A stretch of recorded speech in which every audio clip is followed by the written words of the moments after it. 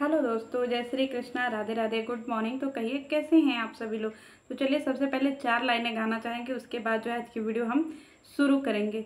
अरे सैया मिले लरी कैया मैं का करूं, अरे सैया मिले लरी कैया मैं का करूं, सैया मिले लरी कैया मैं का करूं, अरे सैया मिले लड़कैया मैं का करूं, अरे सैया मिले लड़कैया मैं का करूं, अरे सैया मिले लड़कैया मैं का करूं। जय श्री कृष्णा दोस्तों। तो चलिए आज की वीडियो हम डेडिकेट करते हैं अपनी जगत दीदी के ऊपर।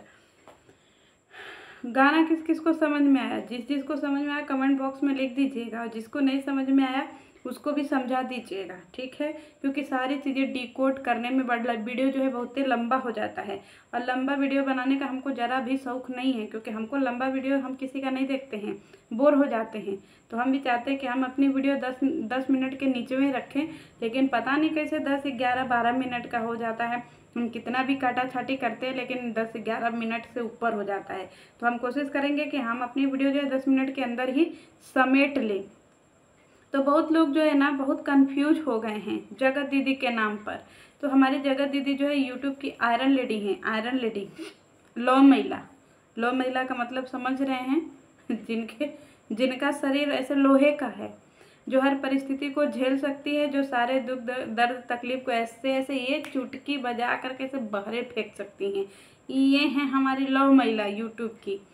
चलिए, इनका जो है एक दृढ़ संकल्प था कि हम जो भी करेंगे सिर्फ और सिर्फ अपने घर परिवार बच्चों के लिए ही करेंगे। लेकिन जगत दीदी पिघल क्यों गई, आप अपने वादे से पिघल क्यों गई। 4 ही साल में ऐसा कौन सा आग लग गया भाई। लोग तो 40-40 साल से ऐसे ही तपस्या कर रहे हैं। चलिए, मैं इन्हीं की तरह एक और महिला की बात कर रही हूँ, ठीक है। एक और महिला थी हमारे ही देश में, जिनके पति जो है ना दुनिया को छोड़ करके चले गए थे। उनके लिए मैंने कविता भी आपको सुनाई थी। फिर से मैं कविता सुना देती हूँ, क्योंकि मेरी नई ऑडियंस भी जुड़ रही है, तो मैं 20 से कविता सुना देती हूँ। पति परम धाम को चले गए, मैं हिम्मत कैसे हारूंगी, अरे मर जाऊंगी सम्रांगण में या तो गोरों को मारूंगी। त्यागे श्रृंगार अवस्था के रड़के आभूषण धार लिए, जिन हाथों में कंगन खन के उन हाथों में हथियार लिए। अरे शिशु पृष्ठ भाग पर बांध लिया, अरे बलगाएं साधी दांतों में, फिर घोटक पर होकर सवार गह लिए खड्ग निज हाथों में। जब तक महिषेष शीस पर है, अरे है उदाहरण तरुणाई का, बलिदान रहेगा सदा अमर मर्दानी लक्ष्मी बाई का। अरे गोरों की सेना के आगे, अरे दावानल बनकर छाई थी, रणचंडी ने खप्पर भर कर तब अपनी प्यास बुझाई थी। उड़ चला पवन के बेग पवन, बादल बादल बन बरस गया, चपला सम तलवारें चमके दुश्मन पानी को तरस गया। कविताएं बड़ी लंबी है गाइस, सुनाऊंगी तो 8 मिनट तो इसी में चले जाएंगे। कविता, कहानियाँ, गजल, गीत सब मुझे बड़े शौक है और मैं बहुत दिन भर गाती रहती हूँ। एक हमारे देश की इन्हीं की तरह महिला थी जिनका नाम था रानी लक्ष्मीबाई, जो कि झांसी की महारानी थी। उनके भी पति जो है अल्प आयु में स्वर्गवासी हो गए थे, स्वर्ग को सिधार गए थे। उनका एक पुत्र था अपने पुत्र को जो है वो दामोदर के नाम से बुलाती थी, लेकिन उनके पुत्र जो है वो राजसी द्वेष में मरवा दिया गया था। तो फिर उन्होंने जो है एक बेटे को गोद लिया था। पहले उस बेटे का नाम आनंद था, लेकिन उन्होंने उनका नामकरण चेंज कर दिया और फिर से उस बेटे का नाम रख दिया दामोदर, ठीक है। तो लक्ष्मीबाई के साथ भी यही परिस्थिति थी, उनकी उम्र बहुत ही कम थी। हमारी जगत दीदी तो एजेड हैं, बुढ़िया महिला हो गई हैं, क्योंकि एजेड को उम्र दराज ही बोलते हैं, ठीक है। लेकिन वो सोचिए भरी जवानी, उनकी जवानी भी अच्छे से नहीं आई थी। उस समय जो है उनके पति परम धाम को चले गए थे। अगर सोचिए कि वो झांसी की रानी बोलती ना ना ना ना, हम नहीं लड़ेंगे, हमको करना है पुनर्विवाह। तो सोचिए हमारे देश की हालत क्या होती, सोच लीजिए, एक बार कल्पना कर लीजिए ना, क्योंकि यहाँ पे हम सोच रहे हैं थोड़ी सी कहानियाँ मिलजुल करके सुना दिया जाए, क्योंकि इन्होंने भी एक संकल्प लिया था, हमारी जगत दीदी ने भी, और एक संकल्प हमारी महारानी लक्ष्मी बाई ने भी लिया था। उनके भी पति स्वर्गवासी हो गए थे, तो उनका अगर वो सोच लीजिए कि उस समय अगर वो ये तय कर लेती कि ना हमें नहीं करना, हमारे अंदर आग लगी हुई है, हम करेंगे पुनर्विवाह, हमसे ना रहा जाए इससे, हम नहीं रहेंगे इससे, हम नहीं रहेंगे बैचलर, या हम नहीं रहेंगे ऐसे ब्रह्मचारी, हमको विवाह करना है क्योंकि हमारे अंदर आग लिसा हुआ है, आग। तो सोचिए हमारे देश का तो नजरिया ही बदल गया होता, क्या हुआ होता। अगर सोच लीजिए चंद्रशेखर आजाद कहते ना हमको विवाह करना है, हमको धुआंधार पार्टी करना है, और हमको ऐसे चोली के पीछे क्या है, चोली के पीछे ये करना है, तो सोचिए हमारे देश की क्या स्थिति हो जाती उस समय। और वो तो छोड़िए, यहाँ पे एक और हम महिला की ही बात कर रहे हैं। एक और महिला थी जो कि हमारे देश की सबसे ज़्यादा प्रतिष्ठित महिला बोली जाती है, जिनका नाम है महारानी पद्मावती। सोचिए अगर उनका पति, उनके पास किस चीज़ की कमी थी, ना ही रूप की कमी थी, ना ही धन की कमी थी, ना ही गुण की कमी थी, और वो तो एक छत्राड़ी भी थी, युद्ध करना भी जानती थी। वो समझौता कर लेते, अरे हटो पति मर गए तो क्या हुआ, मतलब पति शहीद हो गए तो क्या हुआ, हमारे अंदर तो आग लेसा हुआ है, हम करेंगे, हम दूसरा विवाह कर लेंगे। अरे खिलजी ये है तो मनुष्य ही ना, शादी कर लेंगे। तो सोचिए हमारे देश का इतिहास क्या हुआ होता। ऐसे ऐसे महिलाओं को जो है हम लौह महिला मानते हैं। लौह महिला मतलब समझ रहे हैं, जो हमारे देश के लिए एक एग्जाम्पल सेट करती हैं। कभी भी आपने सुना है कि रानी लक्ष्मीबाई ने बदुआ दिया, जबकि लोगों ने तो उनको न जाने क्या क्या नहीं बोला था, बाप रे बाप, न जाने क्या क्या नहीं बोला था।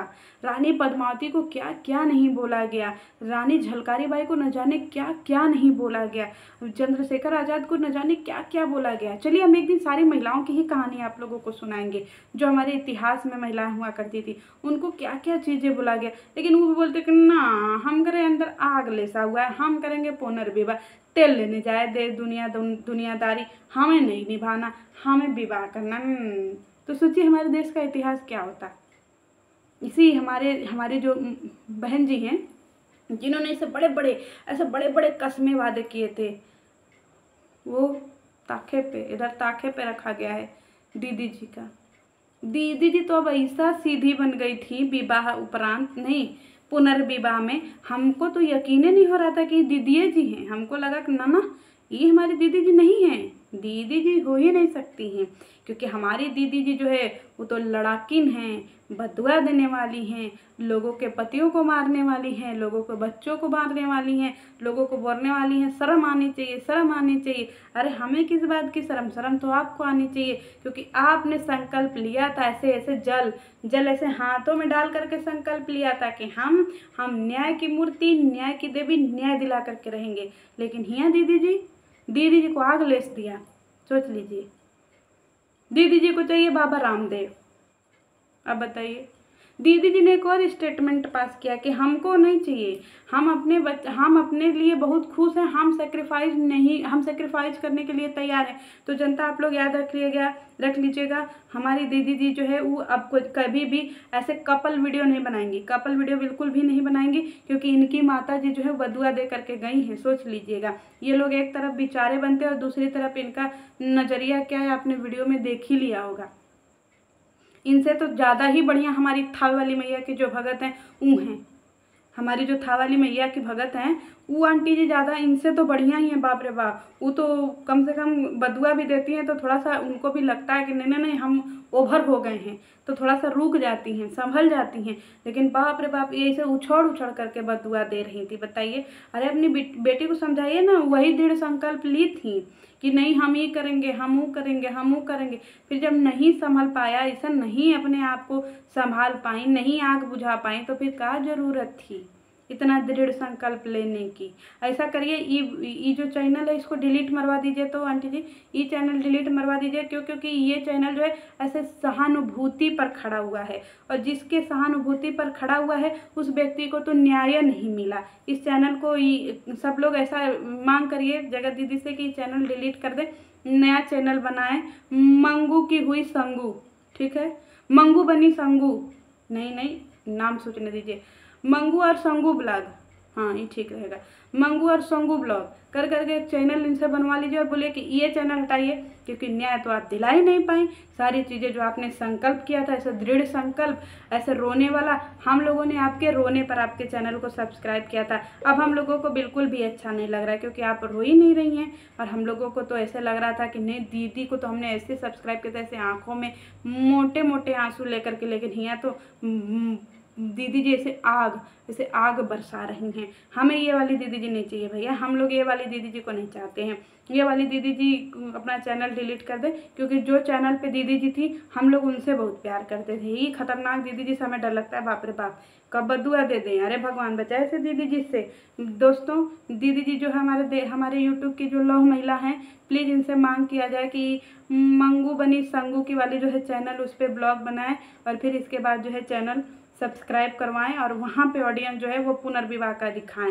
पुराने वाले चैनल से सिंपैथी ले करके ये हम लोगों को बदुआ दे रही हैं। बदुआ हमें कबूल नहीं है। चलिए मिलती हूँ नेक्स्ट वीडियो में। जय श्री कृष्ण।